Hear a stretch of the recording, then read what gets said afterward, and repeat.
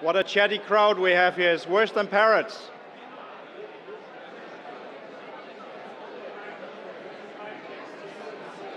You won't hear it.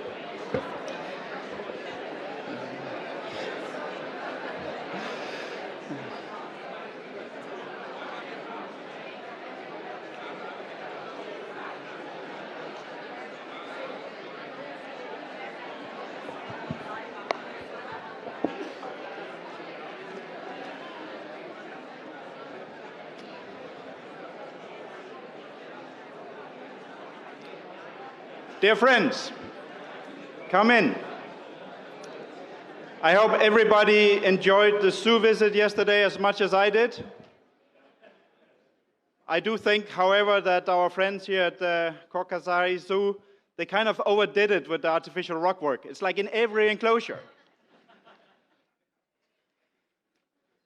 I'd like to welcome you to the conservation plenary or our conservation campaign plenary. And this will be the official end or end of the start of the EAZA 21 Plus campaign. And see if I have, do I have slide control?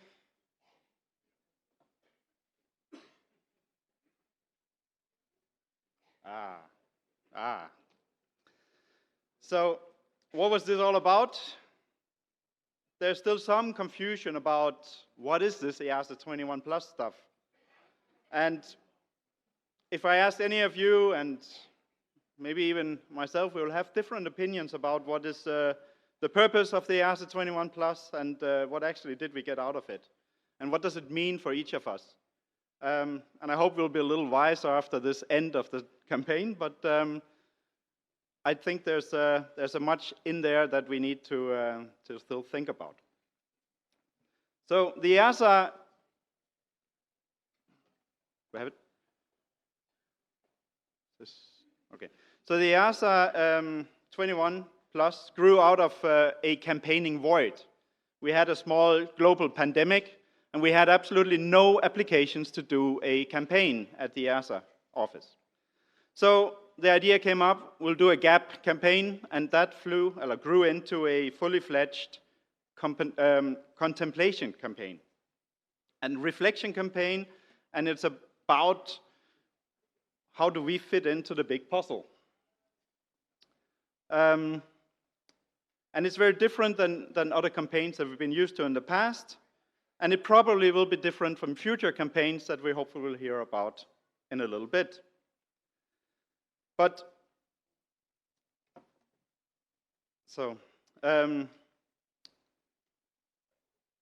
rather than thinking about in this process what are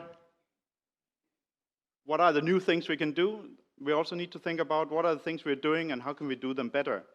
So it's all about those pieces. And it's big and a complex puzzle which comes with many opportunities for our community. The EAZA 21 Plus was our time to explore all of these opportunities, and it's an opportunity to look at the tools that helps us maximize our impact and credibility in the process of working with global frameworks for conservation. And it's about developing and understanding and using existing EAZA standards and VASA strategies on conservation, education, and many other things. Today you'll get to hear about EAZA 21 Plus as a journey. You'll hear that we had many new discoveries and we had some adventure along the way.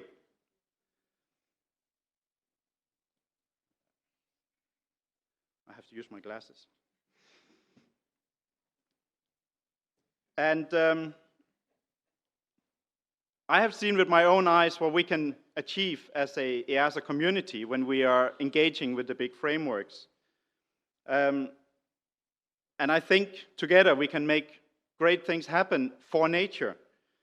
But it really is important, and we are listened to in the global frameworks, but it just demands that we are a credible source of knowledge and facts, that we can demonstrate that we can work together. It's essential for us to be taken serious, and that in the process speak with one voice, which is very difficult to to achieve. And then we have to have some ambition and some courage to do this in order to be able to achieve our goals. And for me, this is the progressive part of our slogan. This is how we, as a community, can achieve these goals. In my eyes, I think this is the hardest part for EAZA, for all of us, to achieve consensus about things. But when we do, that's when the magic happens. And we all have different ideas and opinions. But when we gather and put our ducks in a row, these opinions become policy.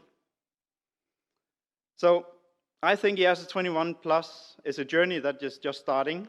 And I do have to smile a little bit when I sometimes hear all this EAZA 21 Plus stuff in connection with our advocacy and lobby work in the big global frameworks. So, to start this off, it's my distinct pleasure to introduce you to the brains and driver of this campaign. 𝗘𝗵𝗶𝗴𝗍 and Thomas Rusek have been essential in making sure the campaign happens, is delivered, that everybody stays to their task on time. And as they come onto stage, you can yourself decide who's the brains and who's the driver. But without them, we wouldn't have had the EAZA 21 Plus. Thank you.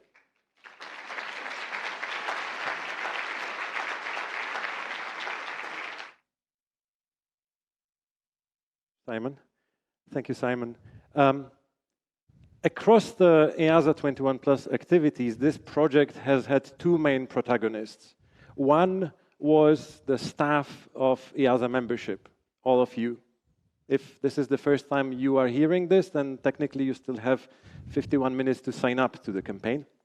But jokes aside, and the reason why we are showing this slide is because before we started, we asked all of you what you would like to focus on during this gap year campaign or during this reflection and contemplation part where we could explore certain topics together. So we asked all of you, and we are really very thankful to every one of the 411, I think, participants or respondents who replied to our pre-campaign survey. So you have been the main protagonist of the campaign, and we'll get back to it a few times today. The second protagonist was this mysterious new post-2020, well, finally, global biodiversity framework, which was adopted in December. And while today is the official ending of this project or this campaign, the GBF, as we call it, or as everyone refers to it, has become part of it and will remain with us for many years, because we will continue figuring out as a community how we can best contribute to its targets and its goals, and also its European and other parts. So it was approved by the governments in December. It has 188 signatories, and it has those important big vision goals for 2050 and more immediate targets for 2030. So these elements are action-oriented, and they are to be achieved by those countries that signed it through their national biodiversity action plans and strategies. And it's accompanied by financial resources to make it work. And there is a strong promise that this time it will be different from the previous agreements, which looked good on paper, but stayed good on paper and really did not deliver a change for nature and for biodiversity. Now, when it's really 5 to 12 or even later, there is a strong promise that if everyone joins forces and if the whole of society becomes part of this action, it might actually deliver the necessary change for nature and stop the decline of biodiversity. To do that, of course, the world, everyone, including progressive zoos and aquariums, must turn global ambitions into local and concrete actions. And if you are still puzzled by this transition from global to local, well, that's already a good sign and a good start. That's where we began. We felt, okay, the world is working on something new. The EU has just adopted its biodiversity conservation strategy for 2030, and there is probably a lot that we can align with and we can contribute to. And there is even more that we are probably already doing as a community that has species conservation at its heart. So we designed EAZA 21+ as a way to figure out how we can bring these things together. And when we tell governments, okay, we are here to help you make the full potential of, the full use of our potential, the governments ask, okay, but what is your full potential? So 21+ was supposed to kickstart our journey to find out exactly what is our potential to contribute to these big frameworks through our local actions. And we have chosen certain themes or topics for the campaign. Alicia, do you want to say more about those? Thank you, Tomasz. So from this global conservation puzzle, we picked 3 main themes for the EAZA 21+: conservation of species and genetic diversity, wildlife trade, and conservation education. And along the journey, we explored these topics in online and in-person workshops. We addressed the big question, how to be holistic in your thinking about conservation, as well as more practical tips, such as how to write a conservation strategy and a conservation education strategy for your zoo or aquarium, how to support genetic diversity, even with small resources, or how to prepare a funding proposal. We encouraged you to set up your own reflection groups, to meet across the department and identify your organization's strengths and areas for improvement. And many of you followed this idea, starting with a Swedish reflection group in March last year. Stay tuned to hear what our brilliant French colleague did in their reflection group. But first, we have asked an excellent speaker to bring the GBF even closer to us as a community and to each of you individually. Philip McGowan is a professor of conservation science and policy at Newcastle University in UK. He is well known to many of you as the co-author of the IUCN guidelines for ex situ management, one of the main guidelines that the EAZA is following. Phil's work is now focused on the implementation of the new global framework and especially its species component. He is chairing the task force of the IUCN Species Survival Commissions for the post-2020 biodiversity targets. We have asked Phil to shed some light on the GBF and give us some advice on what the GBF can mean for your institution and for EAZA. I am delighted to invite Professor Philip McGowan on stage.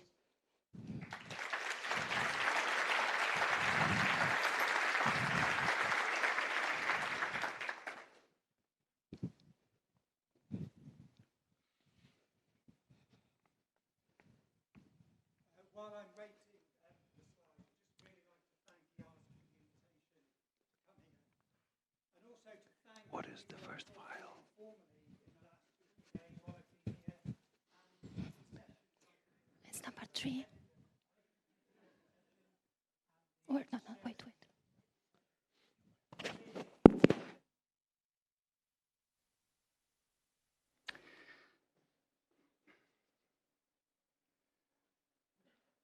It really is the start of a journey. It might be the end of the campaign, but it is the start of a journey.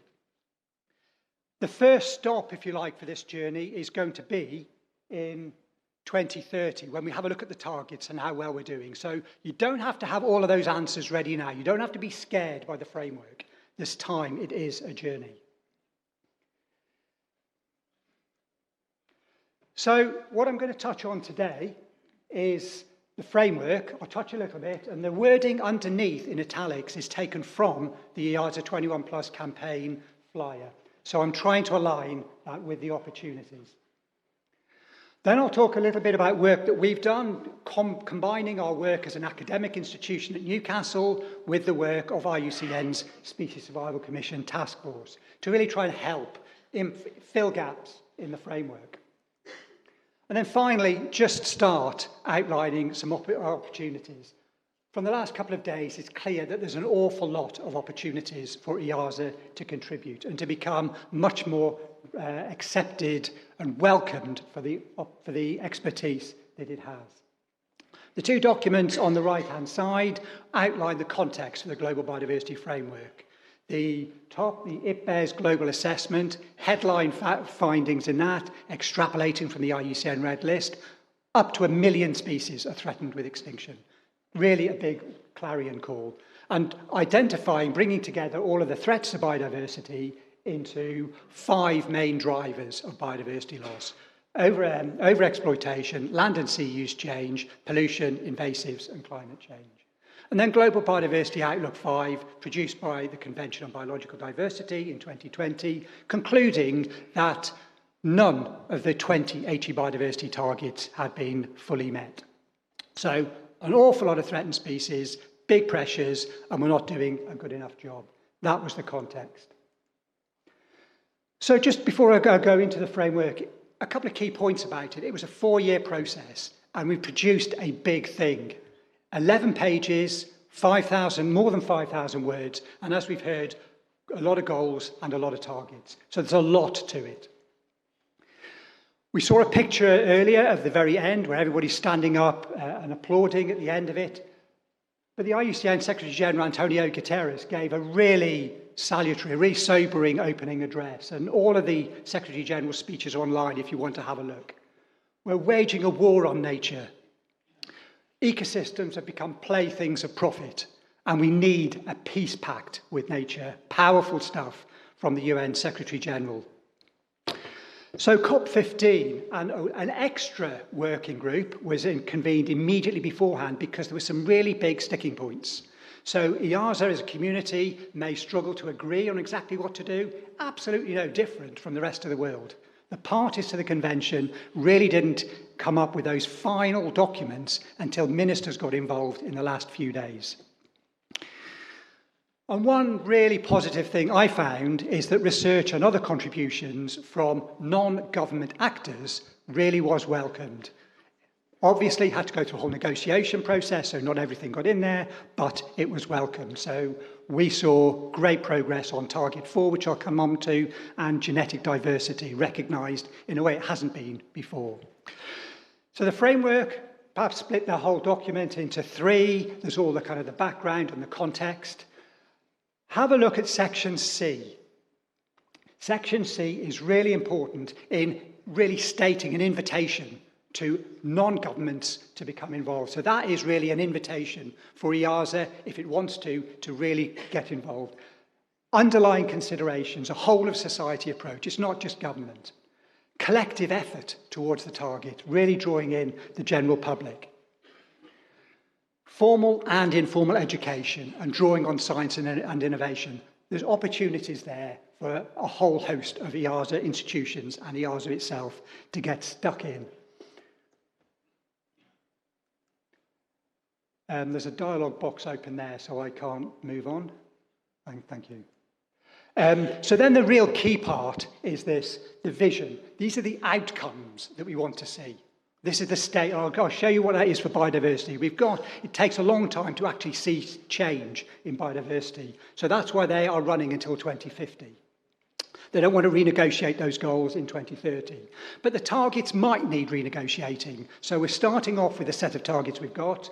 And those, if implemented, those targets should give us a good platform for achieving those outcomes by 2050.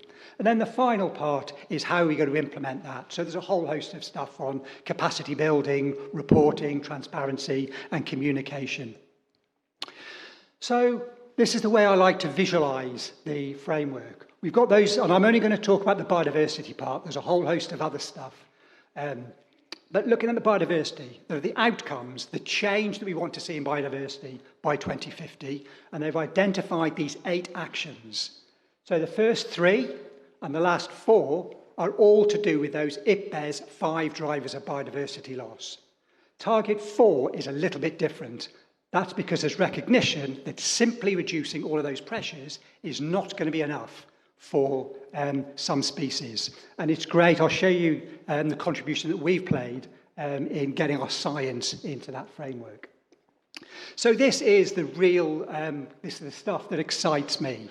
This is the statement. This is the globally agreed goal for what we want to see biodiversity look like in 2050. CBD talks about biodiversity at 3 levels: ecosystems, species, and genetic diversity. And there are important words and aspirations for each of those. So just looking at species, the part in that red box there are 3 components, key components for species. One is we don't want a species to go extinct. The second part is we don't want them to be threatened with extinction. We want a reduction in extinction risk, the IUCN Red List, things downlisted.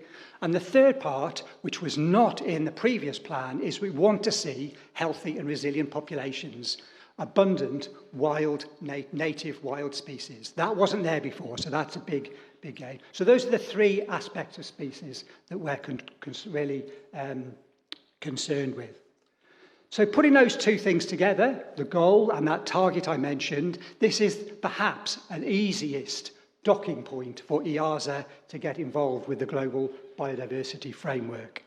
And I've just picked out there a couple of key, there's lots of different words. The original formulation for Target 4 was incredibly simple, but once political negotiators get involved, they want to see this and they want to see that. You can have this wording if you'll give me this wording in a different target. So it does become complicated. But the key parts there is this target is all about ensuring urgent management actions for threatened species.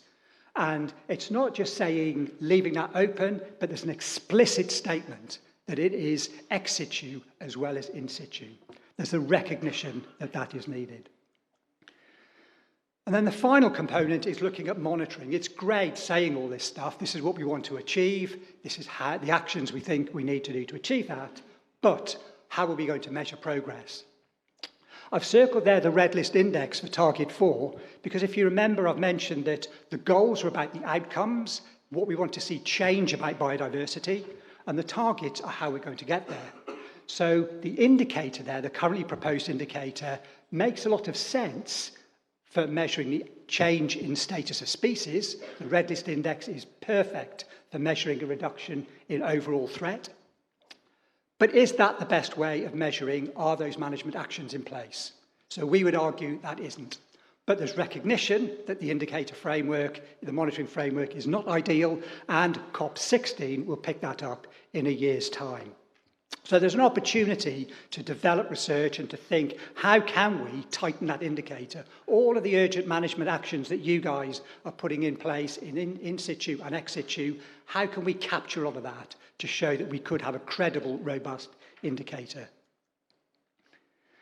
This is the big issue. It's why there was so little progress overall to 𝗔𝗵𝗶𝗵 biodiversity target 12 before. A lot of countries are swamped with a number of threatened species, and the prevailing way before was we need to do this species action plan by species action plan. So if you're Indonesia or Colombia or Mexico, you've got high hundreds, if not thousands, of threatened species. And even countries that have got fewer than 500 threatened species, you can see up in the high tens or hundreds. So that's a real big challenge. How do you reverse the decline towards extinction of those species? So we've taken a bit more of a strategic approach, working with colleagues much more broadly across IUCN. And I'm just going to talk about the extinction risk and halting extinctions part here, not the healthy and resilient populations. So that's what we want to achieve. So we're kind of suggesting that perhaps there's a 2-stage process to that. We can have the biggest impact if we tackle underlying pressures. And maybe that's a key issue for the parties, the countries, to tackle.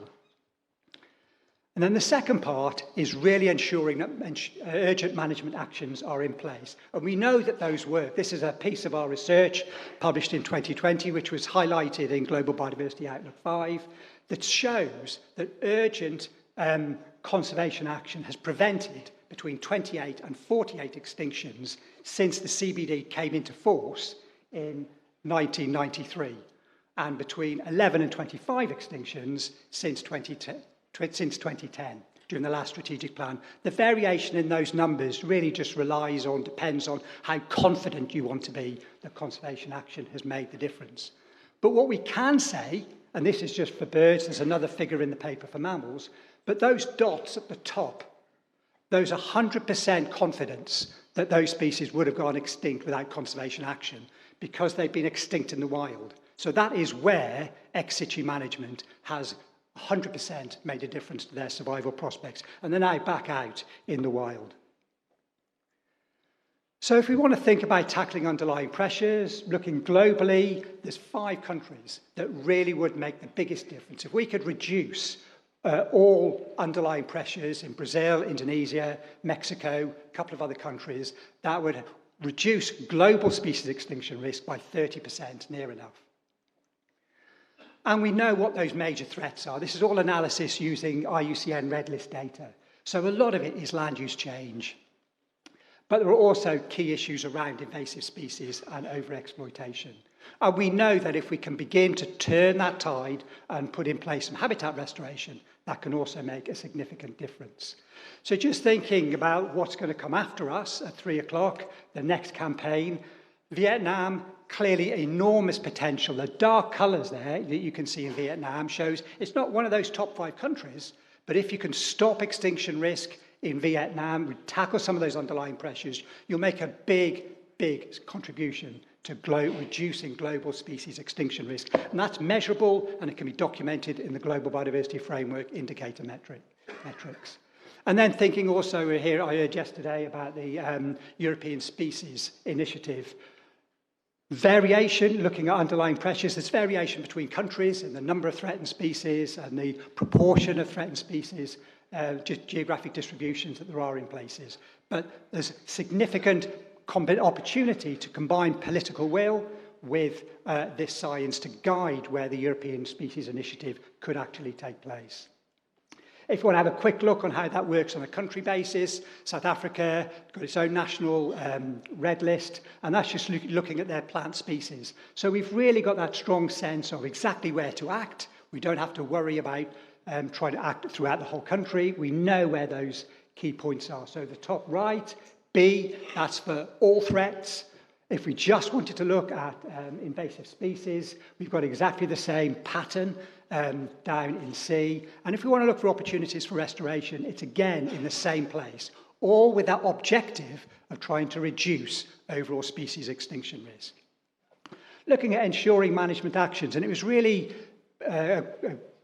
fantastic for us to see in negotiations, this work of ours was cited as the importance to keep that focus in Target 4 on urgent management actions. And what we found, looking at the IUCN Red List, the comprehensively assessed groups, there's about 37,500 species are in groups that have been comprehensively assessed.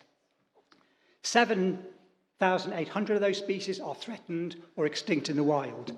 More than half of those, the threats to them will not be reduced purely and simply by tackling those pressures in those other targets. So they need dedicated conservation action, which is why we've all pushed right the way from the beginning for this extra target on urgent management actions, which gives us a fantastic scope. Make sure nothing falls through the gaps. So just quickly, if you want to have a taxonomic approach, which clearly a lot of EAZA members are really interested in, taken 3 tags here, cats, galliforms and parrots. We can see the threat species profiles through there.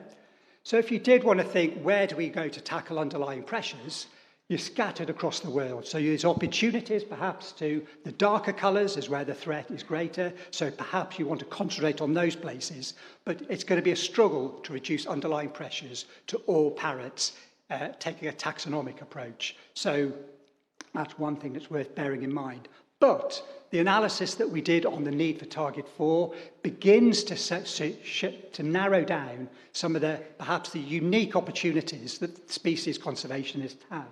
So for cats, looking at cats, there are 3 species in that list of 4,500 that are there because they've got a very small population. And there are a whole host of, which all of you guys will know, small population challenges. 16 species are there because it's been identified, they've got species-specific action needs. And 16 species are there because the threats aren't covered by those other action targets. And one thing I hadn't realised I should have done until talking yesterday is something like African swine fever, an enormous challenge. Emerging diseases are not going to be tackled elsewhere in the framework. So those show real species-specific actions. And there's the opportunity to really explore this analysis and identify what those challenges might be. So very quickly then, my last 3 slides are really thinking, so what comes next? So thinking of the puzzle, what are the challenges? And even talking during the last couple of days with zoos that characterize themselves as small, there is an aspiration to contribute to this. But some of these day-to-day things get in the way, and I'm sure that's familiar. Any organization has these challenges. So in order to do anything, we need to have a meaningful impact, and that has got to be measurable. There's limited capacity. I've only talked about the biodiversity part, and I could talk loads more about all the other bits. So it is a complicated beast to understand. How do you identify how EAZA as a whole, a tag, an individual institution, a national association what are the best opportunities, and then implement?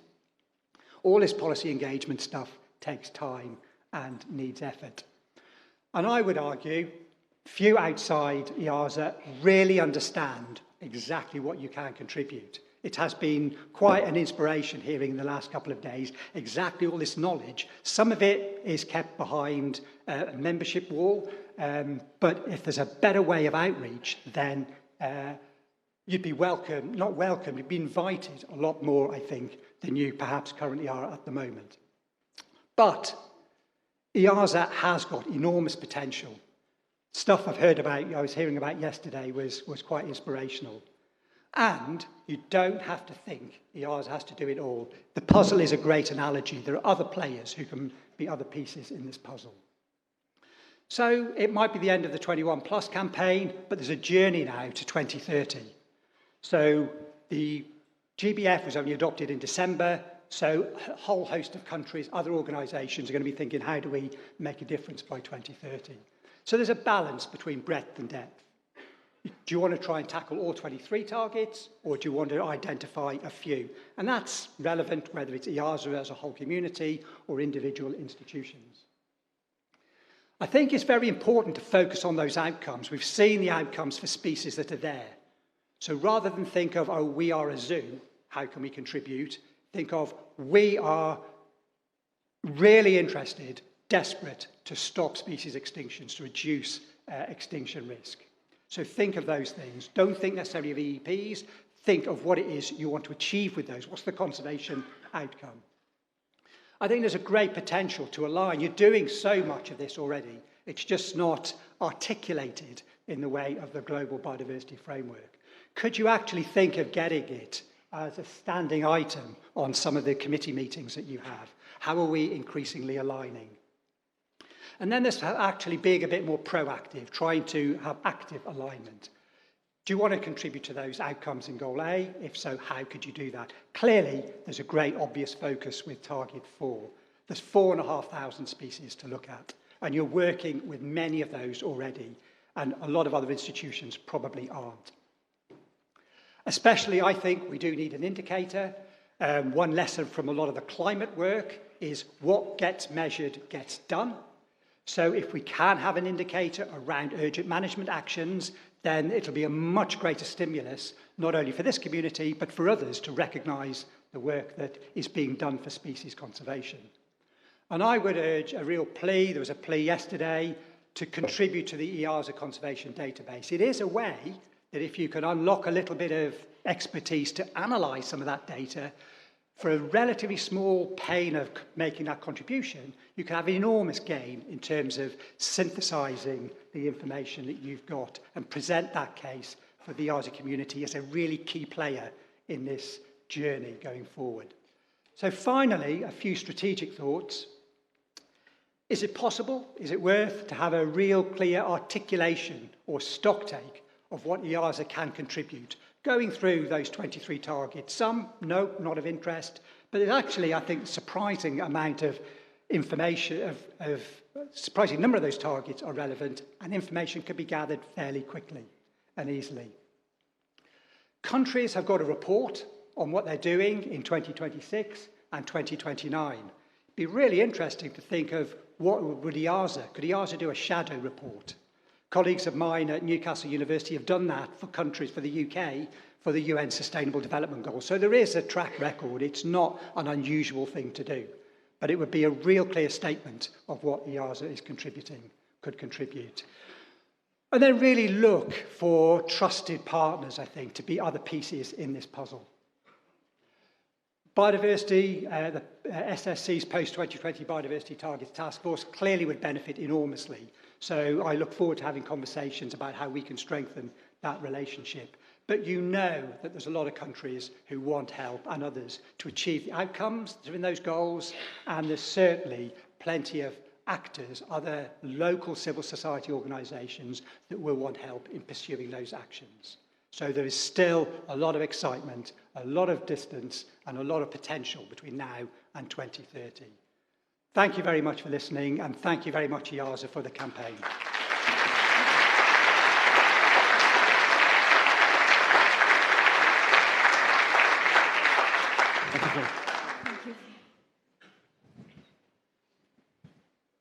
Thank you very much, Phil, for pulling the GBF closer to our everyday work.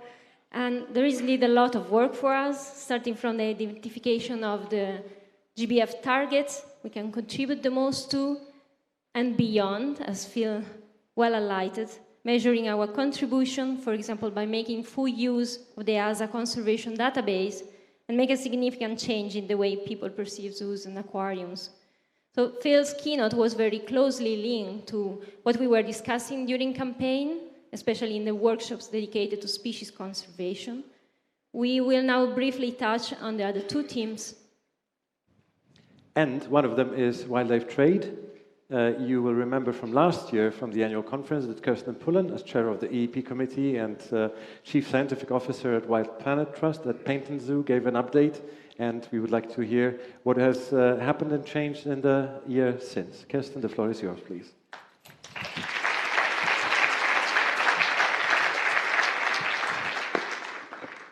Thank you. I'm not quite tall enough. So I'm really pleased to be up here saying what we've been up to and what's been going on. I am going to keep it quite short because I know we're all dying to hear what's going to be happening out with Vietnam in the coming years and looking at what's going on there. But what we were doing within wildlife trade is looking and seeing where we were going. So in terms of the EAZA 21+ campaign, what does success actually look like? Now, what we wanted to do was make sure that we could see a growth in members' confidence and competencies, as well as proactive support and participation for the goal of ensuring that wildlife is only traded legally, sustainably, and ethically. And I know there's a lot of debate around those terms at the moment and that what that means for us. But the underlying principle is that we are not contributing to and also helping to stop the illegal wildlife trade. And when we started off the campaign, we actually did a pre-survey which showed that there were gaps in knowledge in those staff members of your zoos right the way across EAZA. But there were also gaps in people feeling confident enough to articulate and speak about what was going on and about what illegal trade was and what the problems were.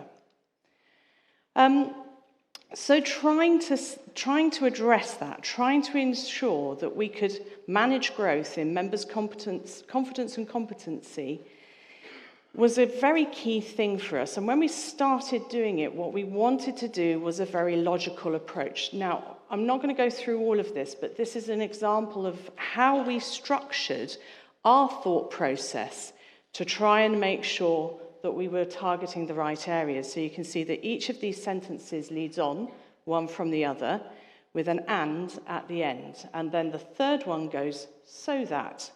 So what we can do is start planning out what we're going to achieve. And what I'm going to do in this next few slides is just focus on a small number of these, so just the ones that are in bold now, and look at what we did around those areas and how we produced that for the EAZA 21+.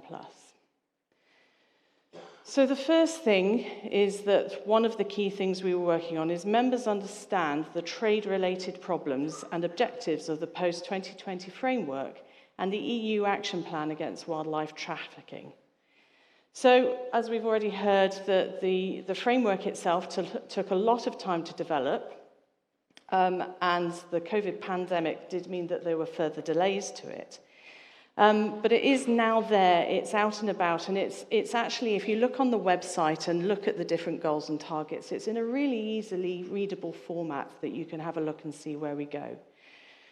So 2 of the campaign webinars were held on the framework. One was much more in general on the framework as a whole, and one on trade and introducing the trade-related targets.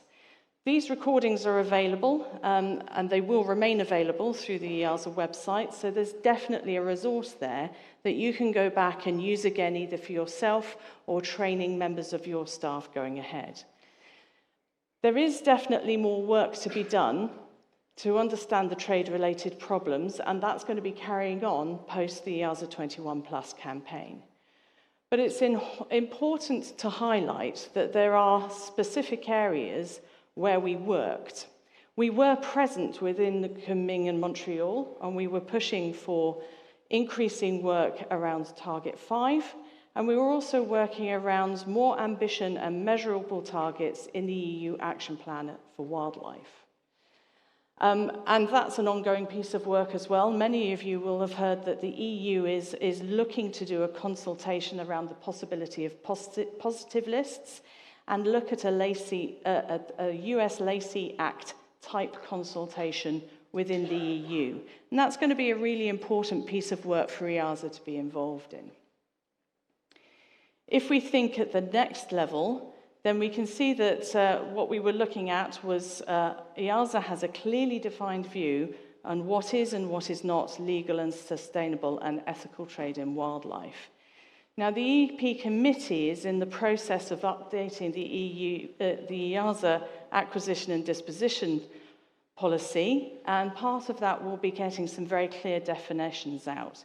It's a collaborative approach. It involves a lot of input from different committees, and it also obviously has to go through our structures within EAZA, within Council, to be able to get out. But what is important is looking at how we can work together to ensure that we're working clearly and with transparency, so that we become trusted partners in what we do. As Phil was saying, we're doing amazing stuff within our members and within EAZA as a whole. It's not often seen and it's not often recognized, and we've got to work on how we address that and how we maintain those high standards that we have set ourselves. The other area that I want to focus on a little bit, just for a few minutes, is the area of continuing to increase its contribution of resources and expertise to activities that prevent unsustainable, illegal, and/or unethical trade. And this is very important to recognize that we were present at the IUCN World Conservation Congress in Marseille, and we actually led on a couple of the motions there. We led on a motion around law enforcement regarding commercial trade in tigers and tiger parts. And we also led in an action against the Asian songbird trafficking. And that was a really nice thing, because this grew out of one of our previous EAZA campaigns. So it really shows that the ability that we have to run our campaigns, to achieve excellence, and then to push that out into the wider conservation forums to talk to other people about what is needed and what can be done is absolutely important. And along with that, and particularly for the Asian songbird trafficking, one of the things that we'll be doing is looking at, or one of the results of this is going to be better protection for songbirds under CITES, and successful listing decisions for straw-headed bulbul and white-rumped sharper at the COP. And that's really important. We've driven that. That's an absolute outcome that we've had. So the message is that keep calm, we're on the right track. There is much more work to be done, and although the campaign is finishing now, These are very important subjects and topics which we need to continue to work on. The 2030, the framework is an extremely important mandate to try and achieve the 2030 targets and the 2050 goals. We all know how vitally important those are, and we are demonstrating that we can be a key player in achieving those. Thank you.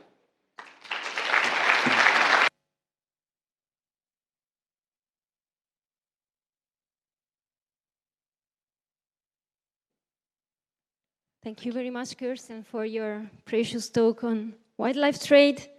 And let's move to conservation education. It was the third pillar of EAZA 21+. More than 144 million visitors walk through the gates of EAZA members every year. And the ability to reach and educate so many citizens gives us a lot of weight in big conservation policy and in the framework. It is our real door opener and our unique selling point in the world of conservation. There are helpful tools that you can use. In particular, the WAS education strategy and the brand new EAZA Conservation Education Standards. They can give you precious guidance. They define the purposes of conservation education, starting from increasing understanding, awareness, and appreciations of the value of biodiversity. But they're also encouraging you to go beyond, because raising awareness is not enough to foster true transformative change. These standards guide you in turning a nice day out at your zoo into a vehicle for a stronger connection with nature and more pro-environmental behavior of your visitors. We have asked our next speaker to share his thought about the education challenge. Frédéric Housset graduated in zoo conservation biology from Plymouth University, UK, and got his first job as conservation manager and educator at CERZA Zoo in Lisieux, France. After working for 17 years in the education department, including 10 years as head of education, he is now the assistant curator there, but still staying faithful to conservation education. Frédéric, welcome on stage.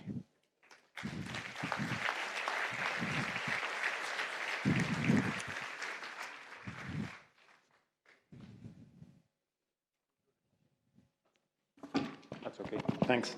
So thank you, Alice and Thomas, for the invitation. It's a real pleasure and a great honor to explain what we have done the previous years about education, conservation education.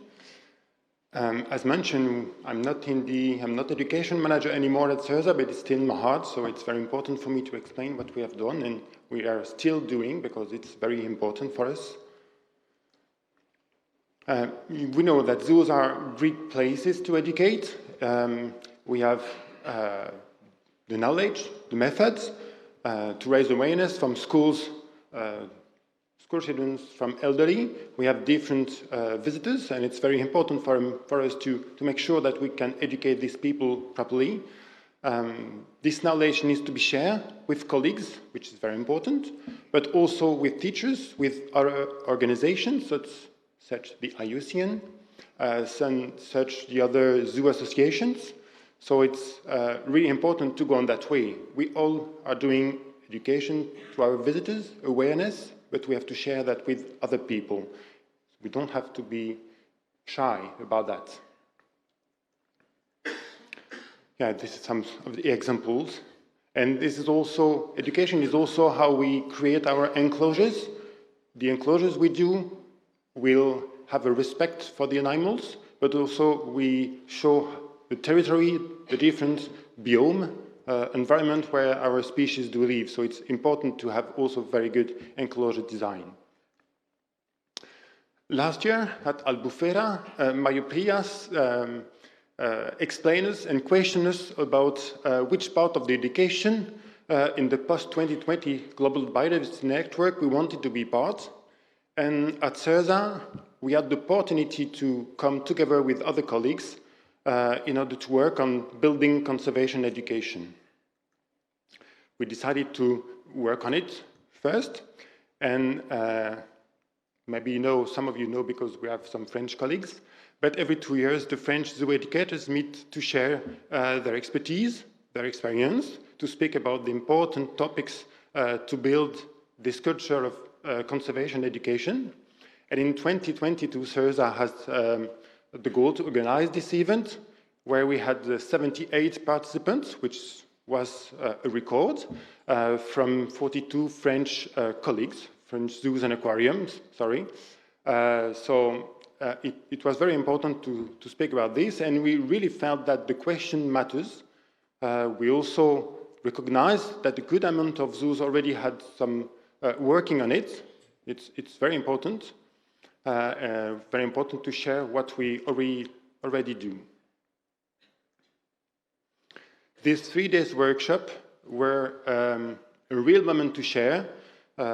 We had great discussion on how to involve our zoos to the conservation of wildlife, local wildlife, about the French legislation, the EAZA related topics also. I had the charge to speak about what is the EAZA 21 campaign, which was not easy at the beginning. What I can say, what I can feel about this is there is as many as way to build a cultural education, of conservation education, as there are educational institutions.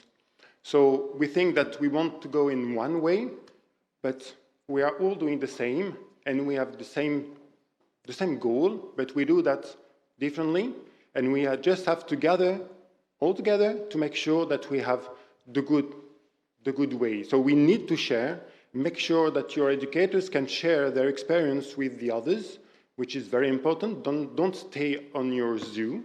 Please share it. It's very important. Then we questioned on how EP coordinator or tag can cooperate with the educators. This is an important topic. I heard about that several times in different tags. We are all looking, or the tags are looking for education advisor. Some have, which is very good, but I heard about that. And I think there is a session tomorrow about tags and educators cooperation. I am the striped hyenas EP coordinator, so I'm in contact with Stéphanie Dloniak, chair of the IUCN Hyanid Specialist Group since many years now. And we met in March 2023 in order to work together and try to find how we can work together, which is very important. What are the possible partnerships? As you know, hyenas, all species combined, have a very bad reputation in their range, so it was a matter of the IUCN Hyanid Specialist Group and the EP and the tag also to make sure that we can work together in order to educate local communities. So we take this, one of these topics, because we will work on other topics, but this topic is very important for both of us. And we have decided, now once we have stated that we wanted to work together on that topics, we have started to be in contact with the Canadian Hyanid Tag Education Advisor, because there is one, which is Andy Moore. Andy Moore is the Director of Science and Education at Colchester Zoo, and has been appointed Education Advisor since a few years now. And so this partnership with the IUCN would strengthen its missions. So we work together on different topics, and we have also the good opportunity to have something which was already done by another colleague, the Bear Education Advisor, Susanna, that is writing, I think it's nearly finished, or maybe it has been presented during this EAZA meeting, which is the Bear Education Guideline. And the goal with us is to make a hyena education guideline, but for zoos in range and also care centers. It's very important to educate people. We do that every day in our zoo, but educating French people about hyenas, striped hyenas, brown hyenas, whatever, is good, but there's very, very, very few impacted their life.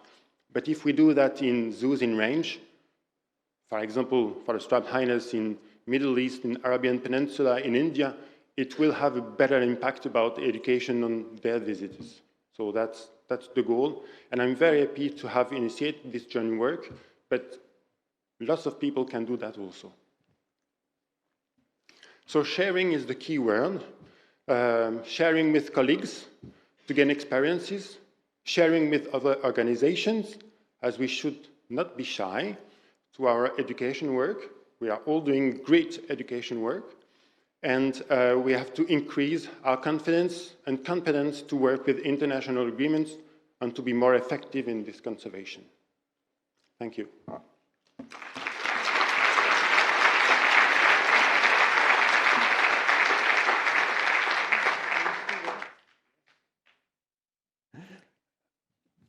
Thank you very much, Frederic, for emphasizing that there is no single prescribed way to promote conservation education, and that different places and organizations may adopt the unique strategies and approaches to achieve this goal, and that in this flow of identifying and planning the strategies and putting the strategies into practice, the sharing and the community building is as vital as the strategy itself. And speaking of community building, we have a small surprise. We have promised an EAZA 21+ award for the zoo or aquarium that has developed the most engaging and community-building EAZA 21+ activity. And many of your actions deserve praise and gratitude. And I am thrilled to announce that the main award goes to Frédéric and CERZA Zoo.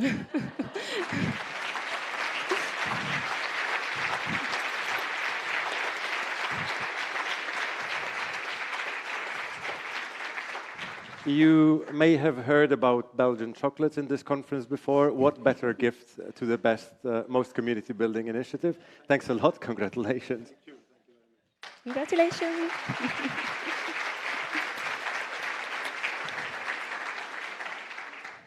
Well, 2 years ago, 𝗥𝗶𝗿 opened the 21+ initiative online in that virtual conference. Now I'm delighted to invite you, Eric, in very physical shape on stage to close the internal EAZA campaign. Thank you. Well, it's quite different to open a campaign online than live with all of you in front of me. Thank you for you. I swear to you that I did not pay anything to Phil to talk about the conservation database. But I'm so happy to see that outsiders see the relevance and the importance of that, and the relevance and importance of communicating the extremely tremendous, marvelous work that EAZA and its members do collectively and individually. So with that said, With that said, in 2021, we adopted the new vision statement for EAZA, progressive zoos and aquariums, saving species together with you.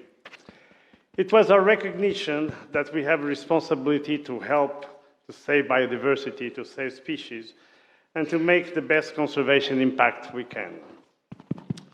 We have the ambition to be the most effective and efficient we can be as a community and as each of us individually. We also need to be competent and confident and engaged with what is going on, which is also the case of the global biodiversity framework. But to start building this competence and confidence, we used the past 1.5 years to reflect on our new global plans and discuss what they mean for us. EAZA 21+ was indeed a reflection campaign, as all the speakers said many times. It was not a conservation campaign as we are used to and as we are going to do in 5 minutes. And I saw the importance of saving Vietnam species, thanks to Phil, the impact it has. So, good campaign coming on. The goal of this campaign was to evaluate what we do and what we can do better. The journey was not easy. There was very difficult concepts to explain and to discuss. There was a huge delay in getting out and defining this new global biodiversity framework. In some cases, some people were a little bit disappointed because they thought it could be more ambitious, but that's what we have. It came late, but it came. And we did succeed. And we succeed because of the help of many people. Some of them are here. I'm not going to read them all, but especially the EAZA Executive Office, the campaign team, and the colleagues who were involved in shaping this campaign. All these people, and really, I really want to say a special word to Thomas, to 𝗤𝗏𝗄𝗃, that were absolutely incredible in keeping the momentum and keeping going on. Important things have already happened during this campaign, or are still going to happen.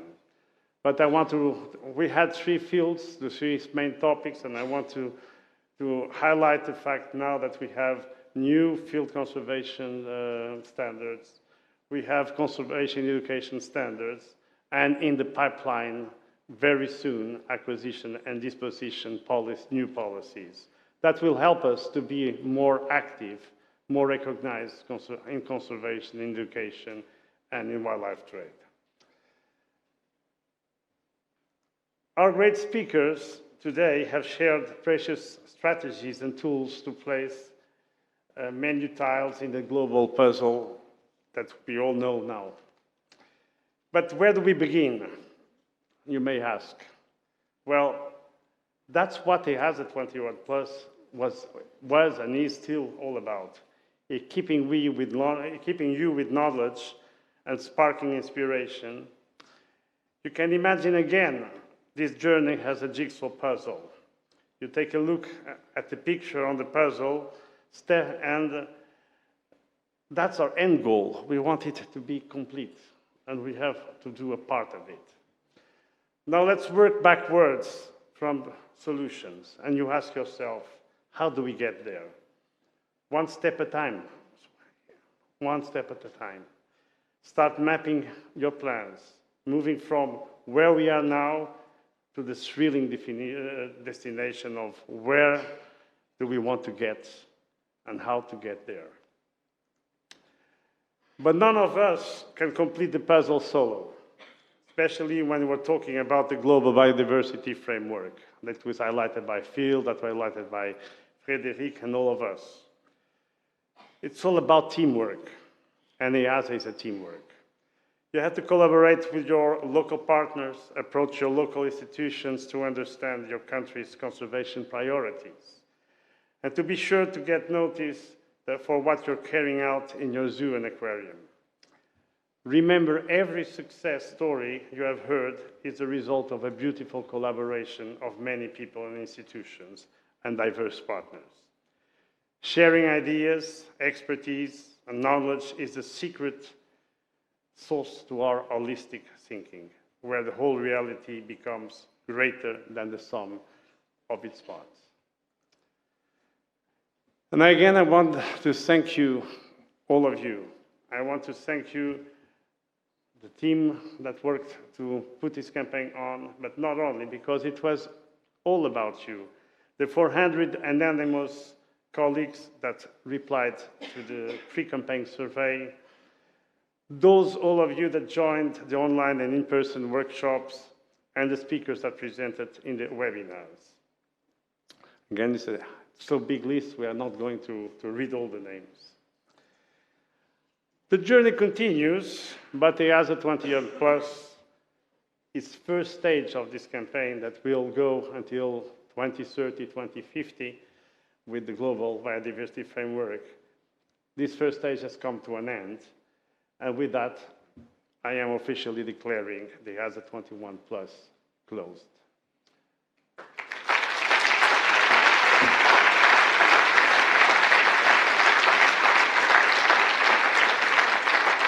I will leave to Thomas and 𝗤𝗏𝗄𝗃 to say there is other steps in this, but especially I want to first to express a big thanks to the Vietnamese campaign that was able to put in place something that I am sure will be marvelous in a very short time. So many thanks to all of you, and wishing you a lot of success. And it's up to you now, guys. Thank you, Eric.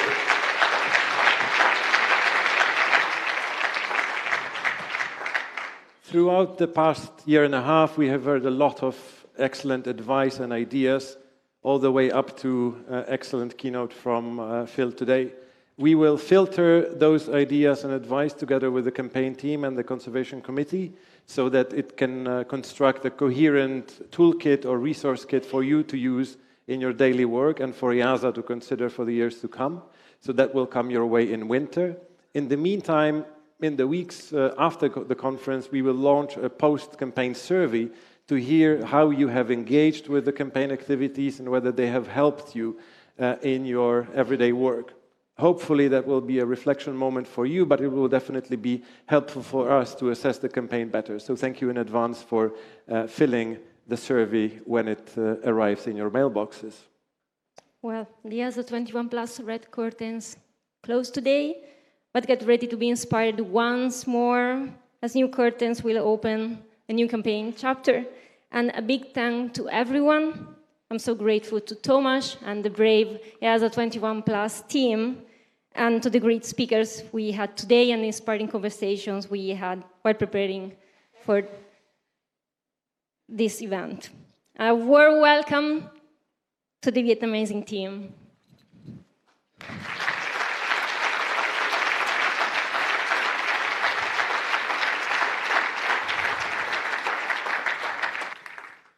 Thanks, Alice. Thanks, Thomas. Thanks, Eric.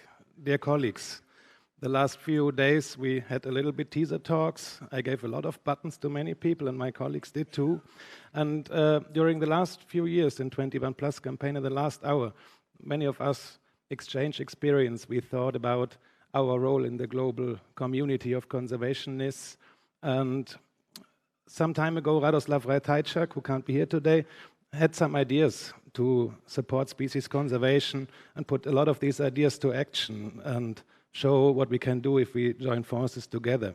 So he talked to a few of us. This few of us became a team.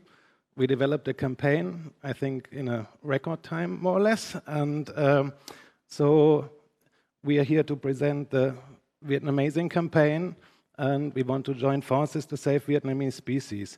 So I guess many of you have had the chance to go to Vietnam, see a lot of those incredible threatened species. For those of you who haven't, we brought a little video to give some impressions. So.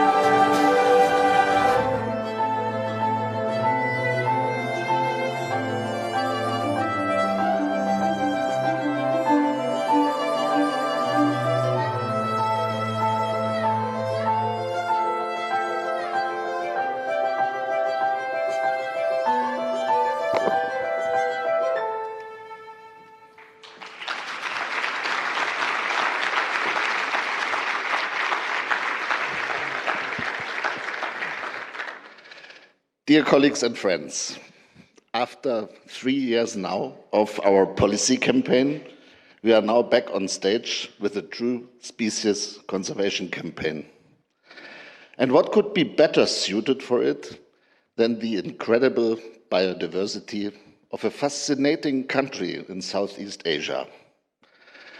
We would like at first thank our esteemed colleague 𝗤𝗏𝗫𝗃, who had the first idea of that campaign.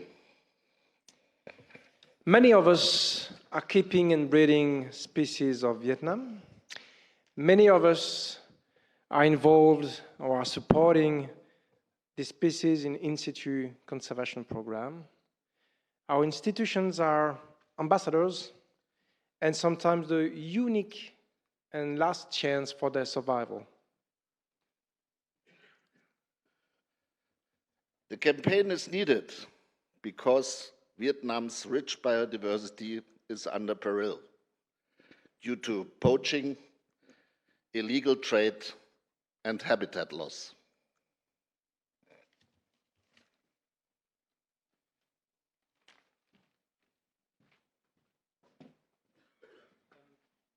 Is the microphone on again? Okay, can you hear me? Yeah. And we are not just a campaign team out of some European folks, but we really make close bonds with our Vietnamese partners and friends that many of us have decades of collaboration already with. So for the keynote, I would like to warmly welcome Professor Truong from Vietnam to explain us more about the incredible biodiversity of the country and the threats. Please give a warm welcome to him.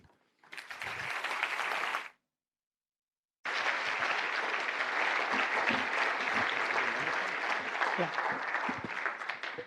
So thank you. Good afternoon, ladies and gentlemen. My name is Truong Nguyen from the Institute of Ecology and Biological Resources in Vietnam. First of all, I would like to thank you for a great opportunity to present about biodiversity and conservation efforts in Vietnam. As you know, Vietnam is located in Indo-Burma regions, a global hotspot of biodiversity in the world with 1,000 species, endemic species of plants and animals. In terms of species richness, we have 12,000 species of vascular plant, more than 300 species of mammal, 900 species of birds, and nearly 500 species of reptile, 280 species of amphibian, and more than 3,000 species of fish. Vietnam is also a destination of many migratory species. A recent report of WWF indicated that Vietnam also is a center of new discoveries, with 62 species was described in 2021, and nearly 100 new species discovered during the last years. However, according to the IUCN Red List, the number of threatened species in Vietnam also very high, with nearly 360 species of plant and nearly 900 species of animal under the risk of extinction. The major cause, major threats to the biodiversity in Vietnam is habitat loss and degradation, population decline, pollution, disease, climate change, and invasive species. You can see the forest cover chain in Vietnam.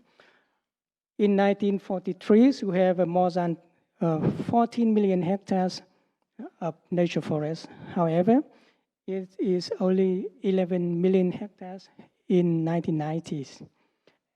The government also aimed to increase the forest cover to 42% by 2030. However, most of new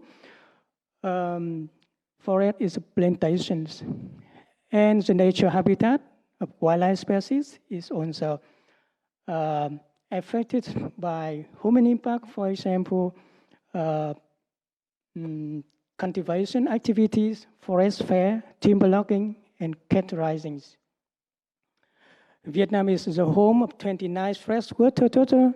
However, among 6 species, most endangered species of turtles, Vietnam have 2 species, that is big-headed turtle and 3-striped turtle. In Vietnam or ASEAN countries, wildlife species were collected for different purposes. For example, they use for food, for traditional medicine, and also for patches. Several species already extinct in our countries. For example, the last savanna rhinos was killed in Cat Tien National Park in 2010, and the population of other species also very small. For example, ASEAN elephants. We estimate the population in the wild only around 100 individuals. and the tiger is less than 10 individuals in the wild.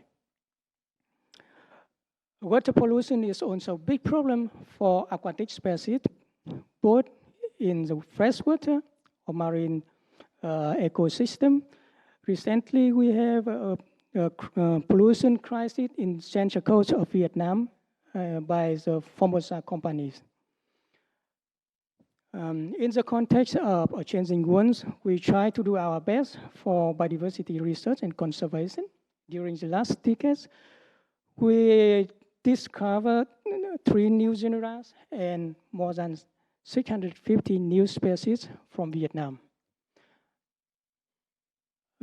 Some modern techniques also apply to study about phylogenesis and evolution of endangered species. Here is an example about the phylogenesis of a critical endangered species of soft-shell turtle in China and Vietnam.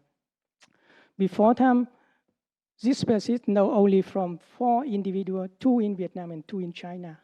However, 1 individual in China died in 2018, and most recently, another female in Vietnam also died. And at the moment, we only have 2 individuals, 1 in China and 1 in Vietnam. And I think it is too late to protect this species from the extinctions. Under the framework of cooperation between Vietnamese and German institutions, we conducted many field surveys to do the biodiversity exploration and also research on ecologies and species monitoring in Vietnam. Here are some photos about the working PhD student in Vietnam. They're collecting the data for master and PhD thesis in our countries. We study about the distribution pattern, ecological niche, and diet or reproductive biology of different group of animals. Another aim of our study is assessment of population status and monitoring of endemic and threatened species. Here are some examples of our study on Vietnam new cat tiger gecko and crocodile lizards. We use the data for listing the species in the IUCN Red List or preparing the proposal for listing the species in the government decree or also in CITES appendix. Since 2016, we already successful to list at least 20 species of reptile and more than 30 species of salamander in the CITES appendix. Another threat to the biodiversity is disease. Together with colleagues from Belgium and Germany, we discovered a new type of chrysis fungus in salamander in Vietnam. It is transferred from amphibian in Asia to Europe or American through the patches. And chrysis fungus is known is the cause of population decline of many amphibian species in the world. In terms of zoonotic disease, recently research shows us the coronavirus in bat and pangolin in Asia have closely related to SARS-CoV-2, which is known as the cause of COVID-19 pandemic. To support to law enforcement, so we also do 100 cases of wildlife forensics per year. Because Vietnam is known as the transit hub of wildlife products from Africa to Asia. So our work also providing scientific basis for policy making, for example, amendment of law, regulation, and management policies. And recently, we also have many conservation activity in Vietnam. For example, the in-situ conservation in different areas. Here is one example, the in-situ project for Paignton gecko in southern Vietnam, or we also have some other endemic project to protect the primate species in northern Vietnam. Here's some ●𝗔𝗊 conservation and breeding conservation program for endangered species at the mailing station in northern Vietnam. You can see some experts from Cologne Zoo come to Vietnam to help us to improve the facility for wildlife rescues and also breeding conservation in Vietnam. And the results of biodiversity research also provides and something is important for habitat protection and also establish new protected area in our countries. At the moment, Vietnam have more than 30 national parks and 150 nature reserves, and that provide good habitat for wildlife species. Another problem is climate change. Since 2000, we record many big flood and droughts in Vietnam, and you can see in the map a larger part of Mekong Delta will be flooded in the futures. And climate change also affects to the nature habitat in coastal area, and some breeding sites of sea turtle will be disappear in because of seawater rising. Climate change also affected to the distribution and behavior of animal. Here is a case of green pit viper. During the period from 2014 to 2016, we recorded a lot of snake bite in Vietnam. For this year, we record around 10,000 cases of snake bite in Vietnam, particularly by green pit viper, because of hot weather and also the behavior of the snake use for food in southern Vietnam.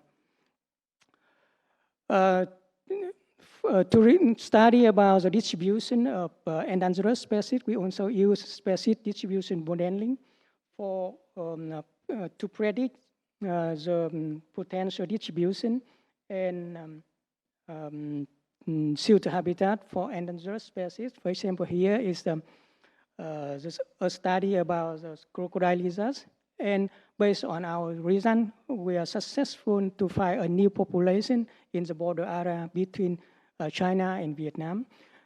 And then we also propose with authority to establish some green corridor to extend the habitat of the species in northern Vietnam.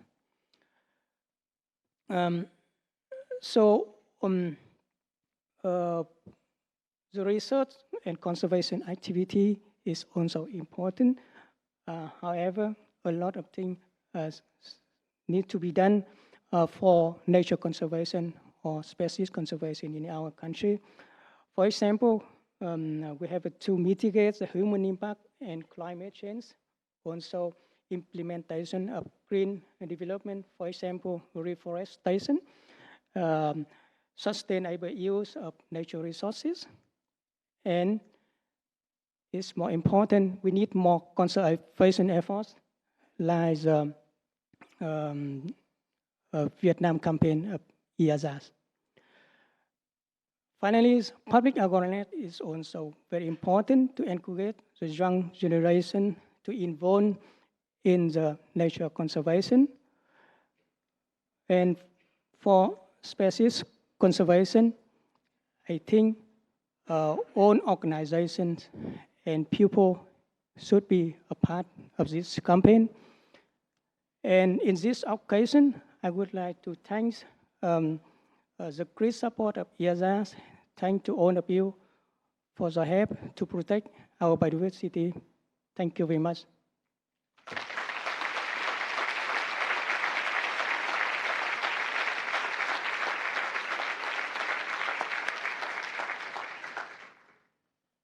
Well, thank you, Truong, for this very interesting presentation. Really amazing. And I think what we all see pretty clearly, there is something we need and want to achieve. oops. And that, of course, needs joining forces to save Vietnam's species. And what we hope, desperately hope, is that many of you will be part of it. And as president of 𝗘𝗶𝗶𝗴, it's my privilege to read out to you the goals of our campaign. And of course, one of the main goals is highlighting the uniqueness of the biodiversity hotspot Vietnam. And I think the presentations we all have already seen showed very nice examples of it. But of course, what we are also striving for is living the one plan approach. And some of you may have heard a presentation of Kristin Lewis that doesn't only mean or doesn't necessarily mean that it's also the ex situ component, but the ex situ component is, of course, also a very important part of it. Building bridges between us, the EAZA community, and of course the Vietnamese and also international conservation and research partners is of course another important role. And I think this is also always meant on eye level. This is a very important thing. Fulfilling the objectives of the pre-selected flagship projects is one of the goals, and we will hear a little bit more about this from our colleague 𝗕𝗶𝗿𝗁 pretty soon. Providing financial and technical support, of course, has always been a strength and goal of our campaigns. And of course, this shall also lead into long-term partnerships to drive our conservation efforts for selected highly threatened species and their habitats.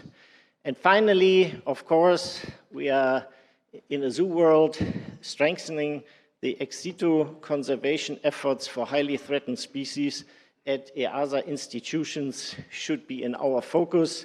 And I'm looking forward now to Thomas Ziegler's presentation. Thank you.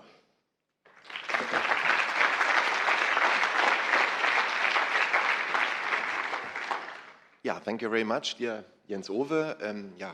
Ladies and gentlemen, it's a pleasure for me introducing the first part of campaign species to you and for the support which is needed. Starting with invertebrates, that's the magnolia snail, which is a critically endangered species. It's described already 160 years ago, but nearly nothing is known. It's only occurring in a restricted area in southern Vietnam and was recently rediscovered in Cambodia. But the population is nearly gone in the wild, and the main threat is the overcollection of the beautiful and large shell for the shell trade. And so the populations, the few existing ones, are still in decline. So it's really time to do something for this, one of the largest, most prominent invertebrates of Vietnam, and it's a chance for us to step in. These are the campaign objectives. They are all in line with the one plan approach to conservation. This is the extension of the European breeding program. The ZSL 𝗘𝗶𝗆𝗆 already have started proactively and in time. They have bred, Chester has bred, and now we have 3 institutions, but that's not enough, so we need more holders, and there is already a pretty number available. Here, offspring from Chester Zoo. And then we also must not only extend the conservation breeding program in Europe, but also to provide this knowledge to Vietnam to build up in-country conservation breeding. And of course, also continue with monitoring to check what can we do inside to protect the species. So great chance for us doing something. Another invertebrate, and that's the same story for nearly every invertebrate in Vietnam, it's nearly nothing known, so much has to be done. That's the 𝗏𝗏𝗏 stick insect. It was just recently discovered and we do not know anything. Population most probably is very limited, most probably also in decline. We did surveys last month and we did not find any stick insect. Maybe it was the wrong season, maybe it's already an indication that there is a strong decline. Yeah, so it is also not included in any list, neither in Vietnam nor on the IUCN red list. And the good thing is it inhabits the same habitat than the 𝗘𝗵𝗶𝗴𝗍𝗂𝗃, so we can do concerted actions for synergetic effect of habitat conservation. That's the 𝗘𝗵𝗶𝗴𝗍𝗂𝗃 living in the same coastal region. And here also the campaign objectives, what can we do? So population monitoring, and if it is right what we think is the case, then we can put it on the red list, both in Vietnam and on the IUCN. We can build up a breeding population which is already existing in few zoos in Europe, but we need more.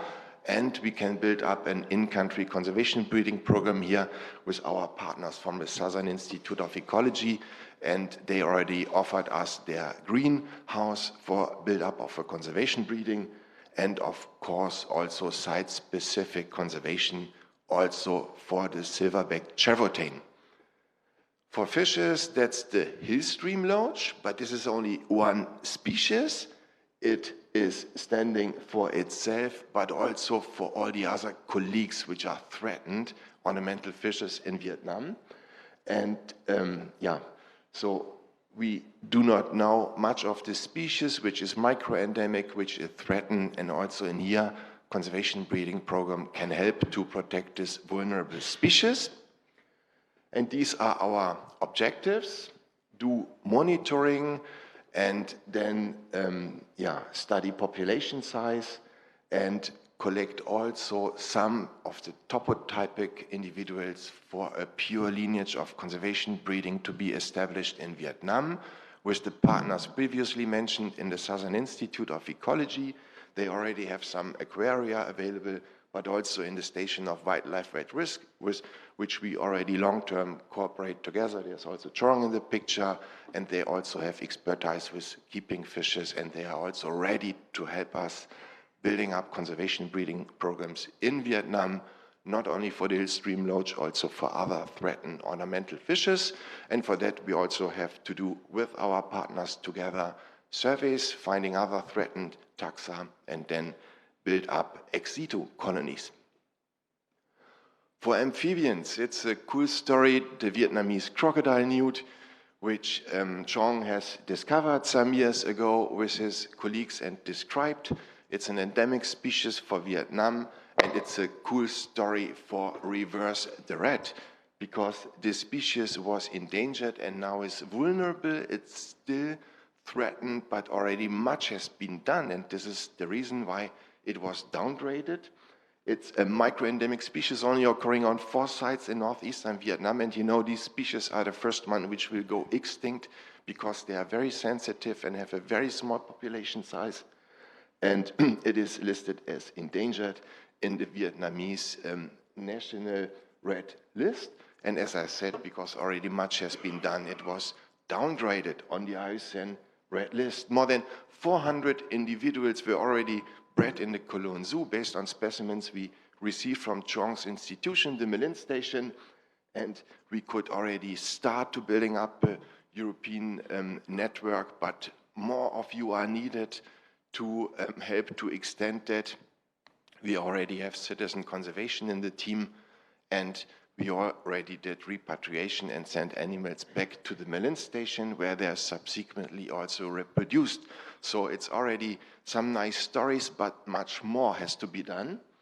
So the objectives are continued monitoring, genetic research, and the extension of both the breeding programs in Europe and in Vietnam, and then hopefully doing restocking measure in the future. And this species is also not only standing for itself, for all the other crocodile newts as well. For example, this guy on the left lower side, here we maybe have a chance even building up a protected area in the border with China, and there also a threatened primate is occurring, the Tonkin snub-leaved monkey, and also a mossy frog, which I will show you later. So also in here we have synergistic effects, and the orange guy on the right side just recently was discovered. Nearly nothing is known, and we also currently have started building up a conservation breeding program in Vietnam, in the country itself. Yeah, this is the mossy frogs, a group totally overlooked, beautiful, but not really understood and threatened. We have 27 species, 17 of them already in Vietnam, so that's a hotspot, and 24 are in decline, and 5 of them, and these are all living in Vietnam, are threatened on the IUCN Red List. And here we want to do monitoring, we want to check which species do not have a protected area coverage, which species are not in conservation breeding programs, and here we can invest, and many zoos keep mossy frogs, and that's a good chance telling about this project and also participating.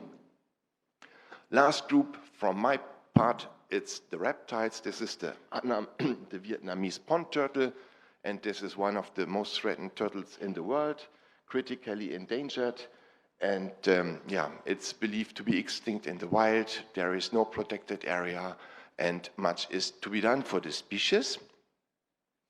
And our objectives are environmental DNA. We already have a cool team together with the Asian Turtle Program, and identify protected areas, and at best also build new nature reserves, and then doing release, and then maybe also the European population are important in case we have individuals of special genetic importance to be sent back to the country.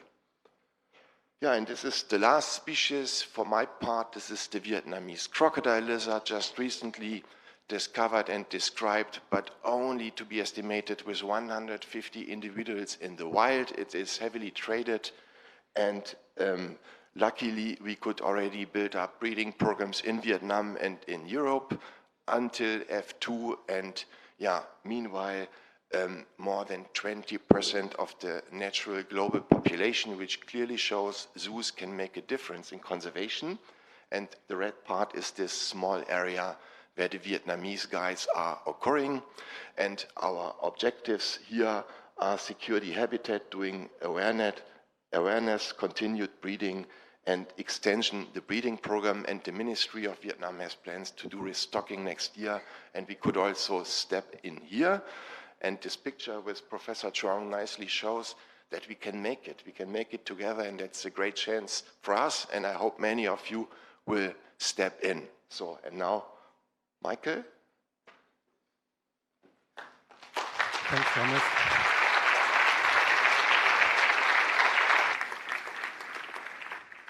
Thanks, Thomas. So, Brice and I would talk a little bit about birds and mammals, because you've noticed that they are missing yet. So, yeah, there's many years of ongoing efforts, and we've seen it on the previous slides and heard it from Professor Trung already. We lost some species in Vietnam already, like the Javan rhino and the Vietnam pheasant. And through the campaign, we want to support these ongoing efforts to bring the Vietnam pheasant back home. So what do we want to do in the next few years? We, of course, want to help to put it more into the spotlight, the great efforts that the colleagues of our community are already taking on. We want to support the construction of additional breeding facilities at 𝗤𝗏 in Vietnam to lay the future groundwork to bring these species really back to the wild where they should be belonging. And last but not least, it doesn't stop with just building more facilities, but we also want to support communication with local communities and to prepare and identify suitable release sites. So I turn over to Brice for the mammals. Thank you, Michael. So what a fantastic species we have here, very charismatic. You can hear the voice of the forest.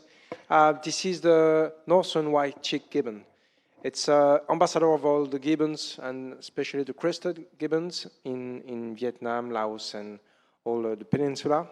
And we have here in this room, in Europe and in EAZA, the biggest population in captivity of this species, meaning that we have a responsibility very high.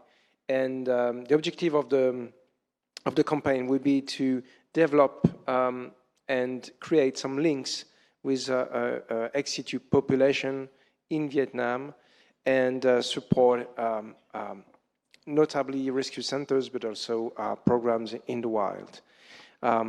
That's it.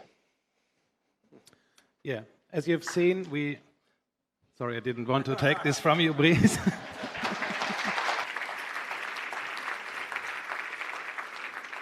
Yeah, as you've seen, Vietnam has really an incredible diversity of species, and with the campaign we try to select flagships for different taxa, so there should be a lot of in the bucket for all of you. I guess there's almost no institution that doesn't have at least any of species that occur in Vietnam, so everybody should have a reason to participate in this campaign. And during the last few days, some people already asked me if other species or other projects can be supported through this campaign, and the good thing is, yes, there will be opportunities.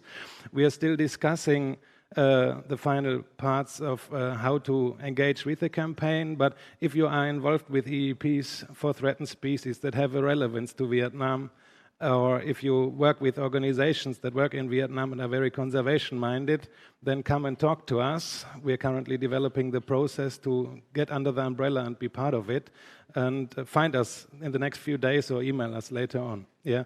So now, I guess all of you are very excited how to register for it and how to find all the education materials if you haven't registered yet. So I would like to ask my colleague Claudia to present on behalf of the education team and the communication team.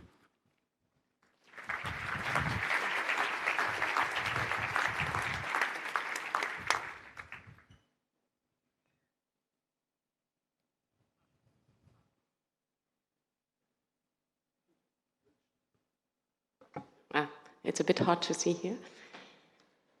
So as you see, it's really important to communicate Vietnam's biodiversity and its importance for it. And if you think this campaign is something your institution wants to join and you need some more information, check out our website. It's online. It's 𝗵𝗵𝗶𝗶𝗵.eu.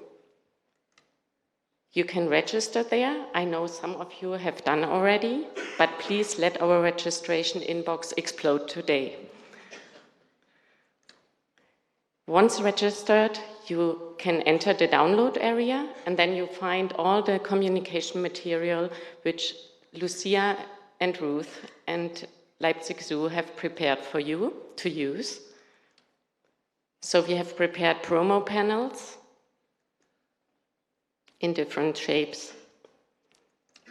Education panels showing why Vietnam is unique, why we all need to engage in that support project, and how everyone can make a difference. And we have also prepared flagship species panels. And a donation website is already available, so individuals as well as organizations can already start donating money to the campaign and to support the projects. And last but not least, if you like the shirts we are wearing or the buttons we have distributed, and you haven't got one, first of all, the button dealer is sitting right over there in the corner. So go over after the plenary. And otherwise, we will make the stuff available for the community soon, and then you can support the campaign with the merch material as well. So stay tuned.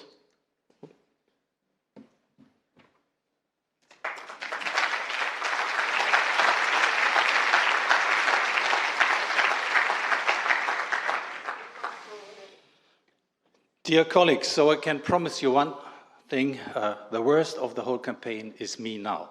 I just arrived 45 minutes ago directly from Washington, D.C. I hope I'm prepared enough. And it's about Vietnamizing safe nature. And I should ask you the question, will you be a part of it? And who knows me a little bit longer, he would expect that I would not ask. I expect that you become a part of it. And I'm here absolutely of the same opinion as our conservation chair, Eric. He said it before, EAZA is teamwork. And such campaigns are teamwork. Conservation is teamwork. So from my point of view, you have no choice.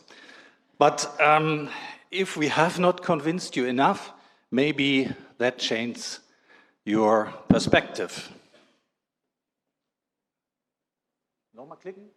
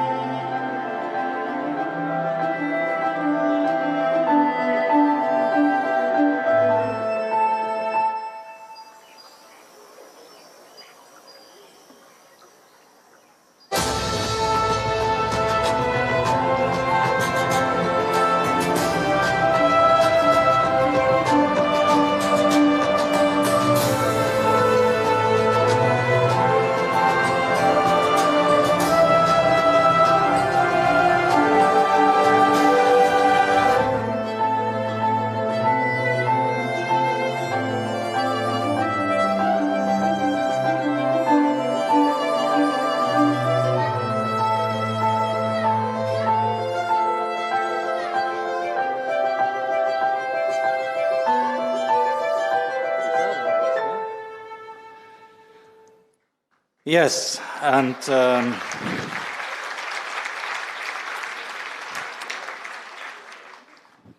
together we can make the difference. And what I want to tell you once more, you have heard it, the one plan approach. Let us live the one plan approach.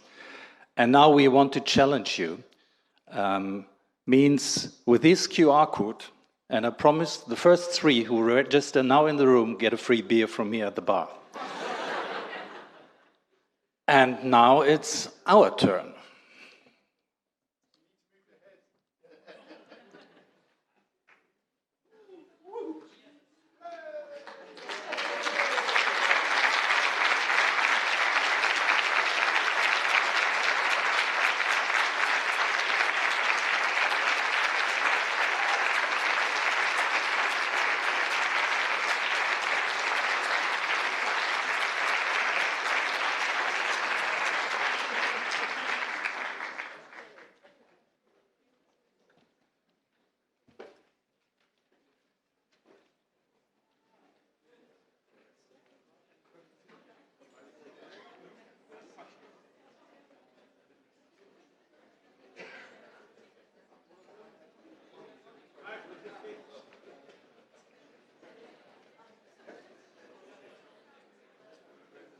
It looked, I mean, it was obvious that Theo wasn't here for the practice yesterday, and that it didn't become very obvious that this is the grand finale, and that the session is closed from our point now. Yeah, but yeah. So really, like we've said already, let's join forces together, and let's really make the difference and save a lot of species in Vietnam in the next few years. Thanks.